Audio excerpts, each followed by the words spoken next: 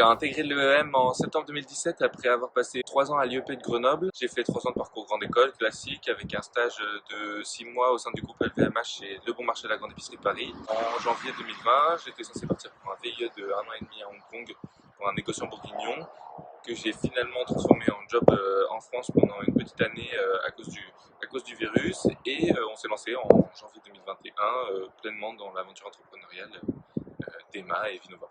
Moi j'ai fait une licence de droit à Paris Descartes, ensuite j'ai intégré en 2017 le PGE de l'EM, là j'étais chez SmartUp comme asso, donc déjà un peu entrepreneuriat.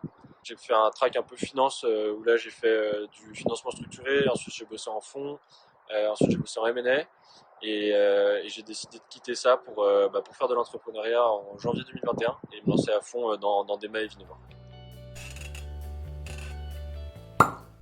Du coup, avec Nicolas et Paul, on a intégré Sup de Coto en octobre 2017, juste après notre entrée à l'EM. Très vite, on a matché. À côté de ça, moi j'étais déjà bien copain avec Hugo. Hugo a connecté avec Paul et Nicolas. Le groupe de 4 s'est formé. On a fini par se dire qu'il fallait qu'on fasse quelque chose ensemble parce qu'on avait trop de passion en commun. L'idée a mûri gentiment et voilà, le projet est né comme ça. On trouvait qu'il était un peu compliqué de trouver des vins abordables entre 8 et 15 euros et sur des vins qui s'ouvrent bien et qui nous plaisent et qui plaisent aussi à des gens qui étaient un peu moins amateurs et un peu moins passionnés de vin mais qui avaient quand même la volonté de boire des choses qui leur plaisent, qui soient des rapports qualité-prix qui soient systématiquement imbattables. Vinovore, c'est venu en complément. On aimait trop le vin et trop les gens avec qui on travaillait, trop les gens qui font le vin pour complètement les mettre de côté. Et donc on s'est lancé dans l'agence commerciale pour pouvoir intégrer intelligemment d'Emma à une sélection un peu plus large de vignerons et vigneronnes en bio, en biodynamie, passionnés, qui représentaient des valeurs qui nous sont très chères.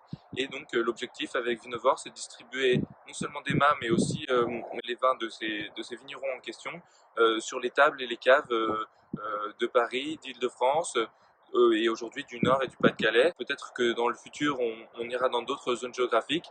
C'est notre objectif à court terme de réussir à être présent intelligemment sur ces régions-là.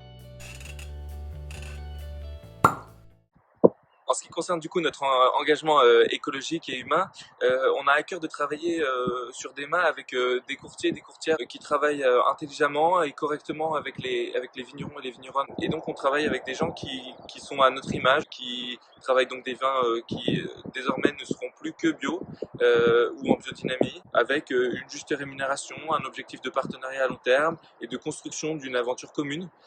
C'est vraiment quelque chose qui nous tient à cœur. Ça nous permet aussi d'avoir du coup une stabilité dans nos gammes et de pouvoir suivre une aventure vigneronne plutôt que de chercher à marchander tout ce qui pourrait l'être chaque année. En ce qui concerne du coup la logistique et les matières sèches, on est en train de construire une stratégie de logistique sur Vinovore qui soit très verte avec des stocks tampons proches du consommateur final pour pouvoir éviter un impact carbone hyper négatif de la logistique. On essaye d'innover en ce qui concerne tout notre rapport aux restaurateurs et aux cavistes pour pouvoir maintenir un lien humain fort et pouvoir les soutenir dans des situations qui ne sont pas toujours évidentes et de pouvoir répondre le mieux possible à leurs attentes et les accompagner dans leur développement.